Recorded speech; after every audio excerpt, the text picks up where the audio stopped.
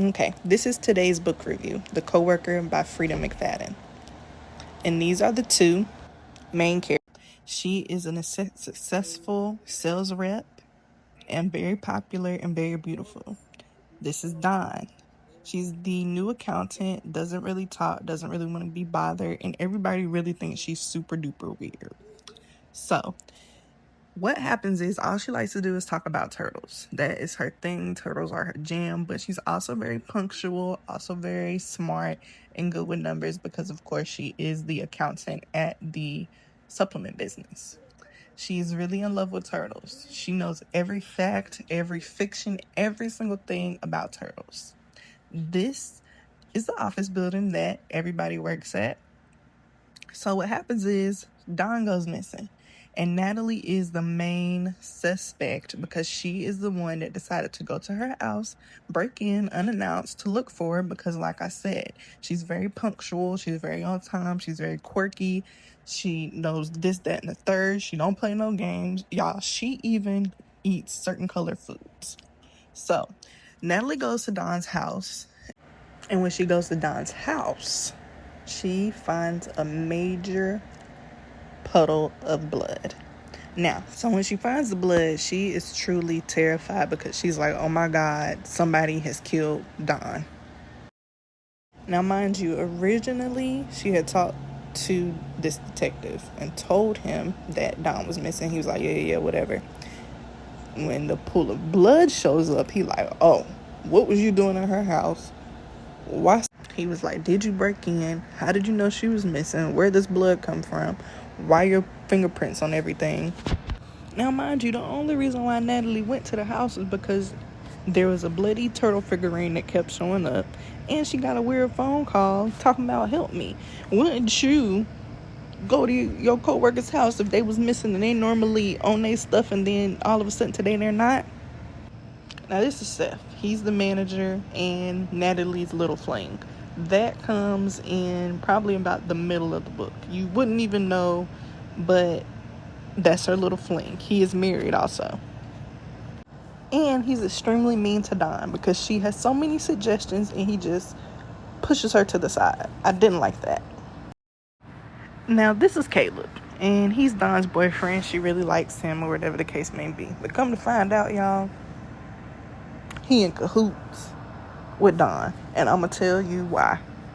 A long time ago, probably around high school, he had a sister. Her name was Mia, and his sister was also Dawn's best friend.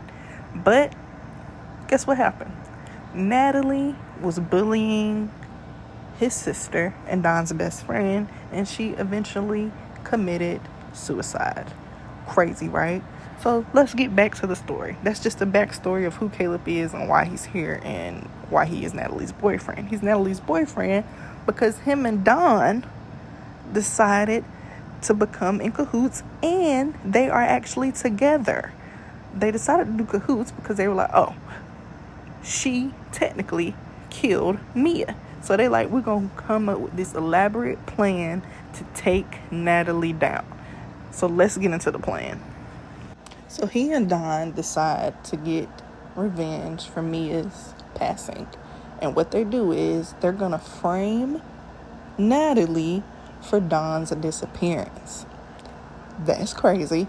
I don't know. I mean, I get it. I'll say I get it, but they go through great lengths. So Caleb decides to get with Natalie and trick her into liking him. And what Dawn does is she disappears. She cuts her arm so the pool of blood can show up. And she and Caleb do fake emails back and forth for evidence for the police. Yeah, they even get a body and make it seem like it's Dawn's. And that is how Natalie gets taken down.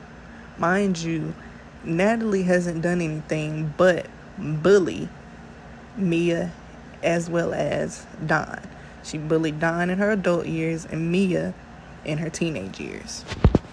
They go as far as finding little turtle figurines, putting red paint on them, and putting it on Natalie's desk. And every time she throws it away, it reappears. Then she found the same figurine that she supposedly threw away inside her clothes hamper when she was washing clothes. Now at this point, Natalie is freaking out. And she has a 5K marathon that she's doing in memory of Mia, who supposedly is supposed to be her best friend. However, that's not true. She's just doing it because she feels guilty. Now, at the 5K race, I believe what happens is, because it's a little shaky right there, at this point, they have more than enough evidence to go and snatch up Natalie at the 5K marathon race, and she goes to jail. All right, so boom. Remember when I told you Don and Caleb were in cahoots? Well, they are in cahoots. Like I said, Mia was Don's best friend, and she was also Caleb's little sister, and this is why they framed Natalie. Come to find out, the body that the police found was not Don's body, because she's still alive. It was the other girl that was bullying Mia the whole time. So what Tara and Natalie did was, back in high school, there was a boy that Mia really liked, and what they did was they wrote fake love notes to Mia from this boy, and y'all, it wasn't really from the boy.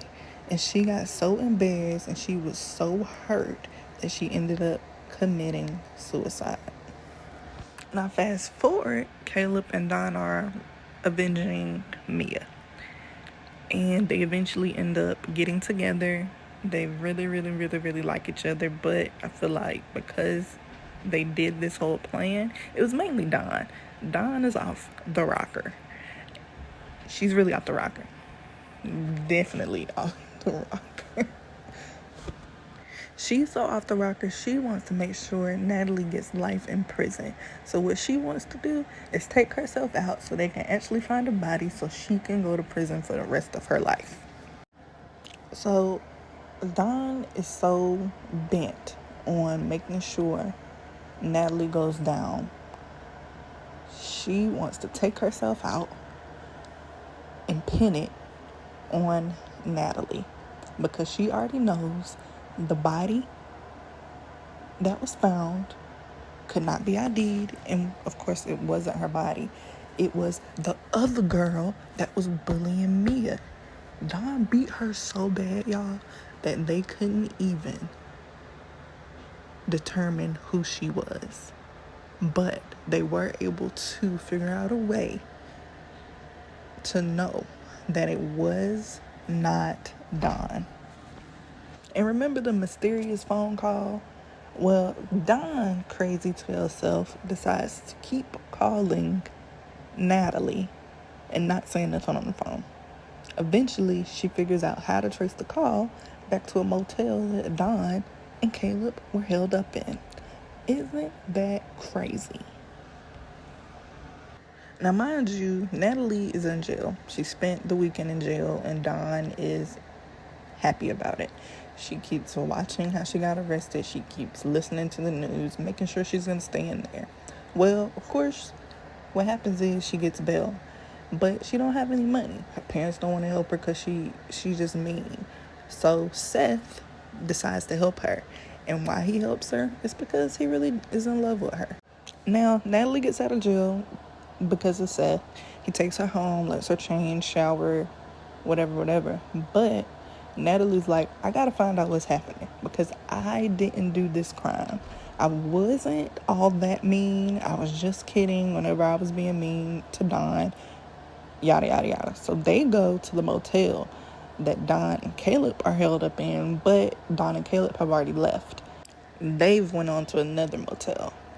So they get to, well, Natalie and Seth finally get to understanding a little bit about what was happening. But they don't know where Don is, and they also don't know where Caleb is, so they just go back to Natalie's crib. And y'all, Caleb is sitting on her steps, and he is worried. Don wants to make sure Natalie goes down for her supposed murder. So she decides, you know what, forget it. I don't have nothing else to live for. I lost Caleb because he thinks that she thinks that Caleb really, really, really likes Natalie. And that's not the case. It's just in her head. She is just in her head. Mind you, I already told you, she's off her rocker. She done lost her best friend. Her mama don't like her. And that's just it. So she decides, you know what, I'm going to end it all. I don't have my best friend no more. I don't have my dude no more. So let me go ahead and finish it all. So she goes to the beach, and she's chilling at the beach. She went to get a cinder block to tie around her ankles, and she was just going to throw herself on the beach. Mind you, Seth, Natalie, as well as Caleb is looking for her. But Natalie, y'all, and now that I'm doing this review, I low-key think that Natalie knew where she would be, because Natalie is just as crazy as she is. Boom, I said it. Don't judge me, I said it. But she eventually finds her at the beach. Don is like, you know what, forget it. I'm about to take you out, and then I'm going to take myself out. Don's like, wait, hold on, I'm sorry.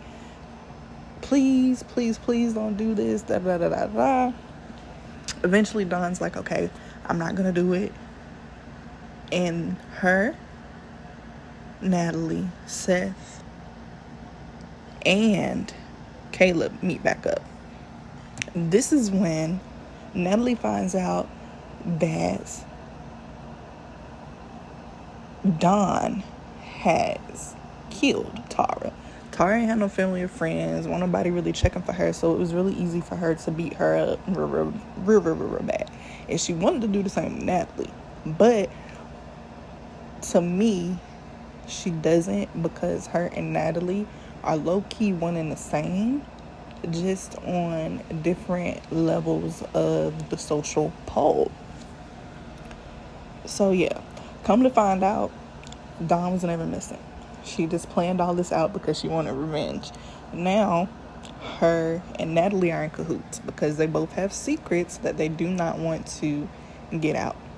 And y'all, another thing that came about was, which is crazy, Dawn found out that somebody was embezzling money, and that's the real reason why Natalie wanted to go over to Dawn's house originally, because they wanted to have a very important meeting.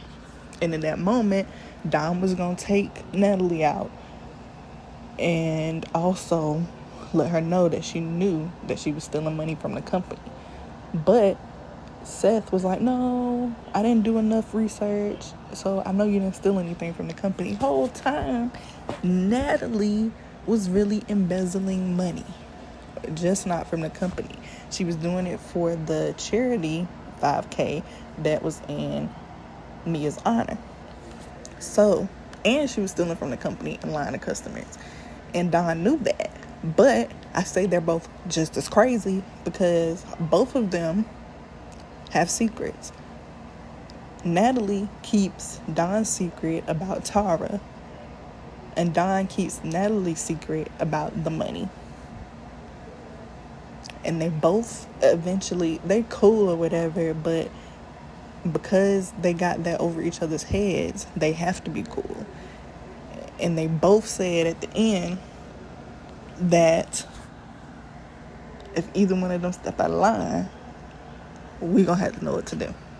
So that is my book review on The Coworker by Freida McFadden. I hope you enjoyed it. Like, comment, subscribe, whatever the case may be. I'm a little shaky. This is my first time doing this, but I enjoyed finding the pictures and explaining the book to you. Thank you so much for listening and watching.